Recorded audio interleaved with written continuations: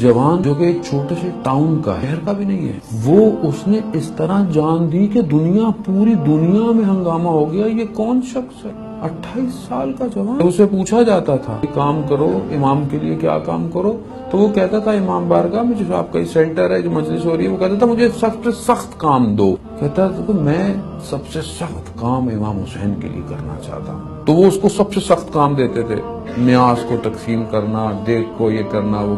اور پھر اس کے بعد وہ مولانا کہتے تھے کہ ہم اس کو کہتے تھے کہ بہت زحمت کی تم نے. کیا کہتا تھا میں نے کوئی زحمت نہیں کی ہے. اگر کوئی کام ہے جو امام کے لیے کرنا ہے تو وہ سر دینا ہے. اس ماڈرن زمانے میں ایک جوان یہ کہہ رہا ہے کہ اگر کوئی کام ہے تو سر دینا ہے. عزیزان محترم، کیا سر دیا اس نے! اللہ اکبر، کیا سر دیا اس نے!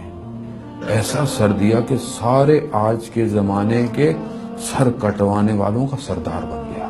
جنازہ کہ تاریخ انسانیت میں کسی شہید کا جنازہ نہیں ہوا، اتنا بڑا جنازہ. کیسے دیا؟ جب اس کو لے کے جا رہے ہیں اصل اس کے چہرے پر کوئی خوف، کوئی سلوٹ نہیں ہے، گویا اپنے وقت کے امام کو اپنے سامنے دیکھ رہا ہے. سر کہاں سے پیدا ہو گیا؟ یہ کہاں سے پیدا ہو گیا؟ آج کل کے دور میں اسی مجلس سے پیدا ہوا کہ جو اس ساری زندگی مجلس میں یہ سنتا ہو کہ شب عاشورہ جب میرے مولا سب کو ان کی جگہیں بتا رہے تھے تو ایک 13 سال کا بچہ کھڑا ہوا، کہا چچا جان ہماری باری نہیں آنے والی. کہا تمہارے لیے موت کیا ہے؟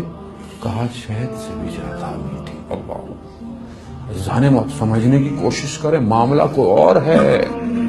ہم لوگ نہیں بنا پا رہے رول ماڈل اپنی زندگیوں میں اہل بیت کو، ہم لفظوں پہ گھوم گئے ہیں.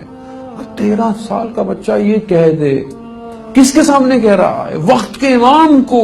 وقت کا امام مارے، موت شہد سے زیادہ میٹھی ہے. اسی در پر بیٹھا ہوا جب جان دے دے، سر دے دے. مجھے خود کہتا ہے کہ میں کئی دفعہ گیا، شہید نہیں ہوا، واپس آیا، توسل کیا میں نے، کہا کہ کہیں مجھ سے کوئی غلطی ہو گئی ہے. ماں اجازت نہیں دیتی تھی، چلا جاتا تھا. جمکران 40 ہفتے جمکران کہتے ہیں گیا، 40 دن میں 40 ہفتے، تاکہ ان چیزوں کو، رکاوٹوں کو دور کر سکے. ماں کی خدمت میں آیا اور ہاتھ چھوڑ کر، ماں تو نے میرا نام محسن کیوں رکھا تھا؟ میرا نام محسن کیوں رکھا؟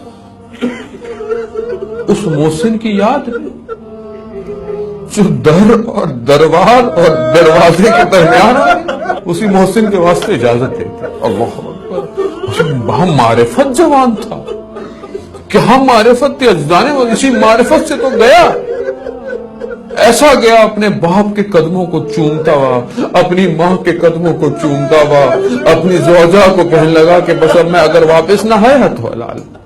2 سال کا بیٹا اس کو اس نے کیا بولا؟ بھائی 2 سال کے بچے کو کیا پتا کیا کہا کہ میں تم سے وصیت کر رہا ہوں، جب بڑے ہونا تو سمجھ لینا میں نے تمہیں کیا کہا تھا. کیا کہا؟